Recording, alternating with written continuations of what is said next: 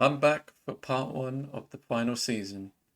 Ben Walsh is the last player to own the title of number one draft pick, and he was selected by Billy. Billy plays a 4-2-4 formation, so you assume Walsh will play on the right wing. The second player drafted was Chouameni, who will be a direct replacement for Rodri in Sai Maggio's team. Before jumping into the prediction, let's just have a reminder of what teams have to play for. Redrup, Sean and Sai Maggio are fighting for the silver medal, whilst any of the bottom four teams could theoretically come last if they have a stinker. Mike has consistently done well the last few seasons, so I'm predicting him not to come last. A bold prediction, I know. For the actual predictions, I brought back Genie Scout to show how it ranks each team using their algorithm. Very different to the FM Media prediction, but both are expecting Redrup and Sai Maggio to have stronger seasons. Right, let's get into it. It's a familiar sight at the top of the table, as last season's top three have started strong. Sean was fourth last season, but finds himself bottom with only one win so far. Mbappe is top of the goal scorer charts, something we haven't seen enough based on his ability. Romford started slow but won their last 5 games in a row. Usually Dunk's attackers are letting him down, but this time it's the defence who have conceded over 2 goals a game on average. Ben Walsh is going to be out for most of the next round. For some reason FM keeps renaming Ivan Villar to Veron, so I hope you like that name change, Dunk. Okay, we're at the halfway stage of the league season.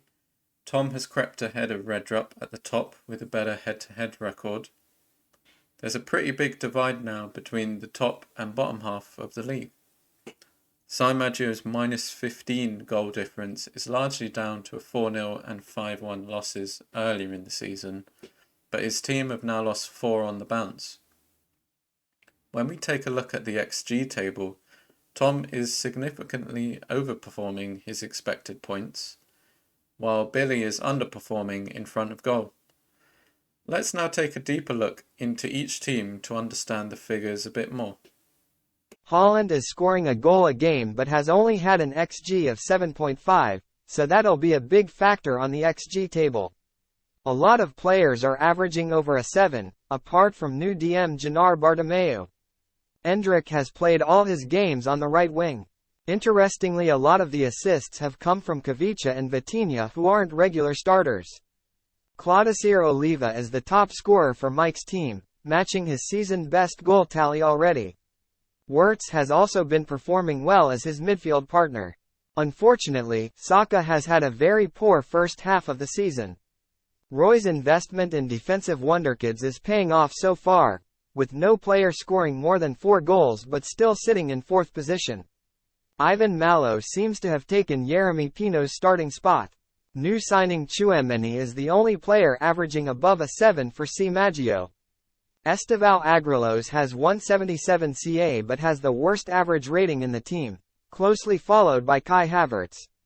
Sydney and Marvin Blay are the preferred striking options for Dunk, who is using a 4-2-4, but they've still struggled for goals. Alex Korn has started this season much better than the last, after spending 5 seasons out on loan before that. Apart from Haaland and Moukoko, every striker is struggling to get goals. Ivan Soler has got 4 goals in 9 games, but new manager Xavi has high squad rotation, so Rashford and Ferguson have started up front too. The loan moves are going great for Billy. Having one of those strikers may have been helpful, but I respect the commitment to getting Millwall promotion. This looks to be the first time that Roy is really making use of the injury reset, saving Vinicius from a season-ending injury. First-round pick Aaron Maurer will also get saved by Redrup's manager Perk. Unfortunately, Glauber won't get the same treatment and will miss the rest of the season with a broken leg for Mike. Let's push ahead to the end of the 3rd round. It's still very tight between the top 2, with Mike keeping in touch 5 points behind. Mike has actually been the informed team as we go into the final round, so it's definitely a 3-way title race. The big surprise has been C. Maggio's change of fortune. He only lost one game in the last round, which is bad news for Sean in the race for the bronze medal. Musiala will miss some games with a hip injury, so Kubica will need to step up in his absence. As it stands, here are the overall points totals for each team. There's even a small chance that Sean drops down to 5th if he has a poor final round.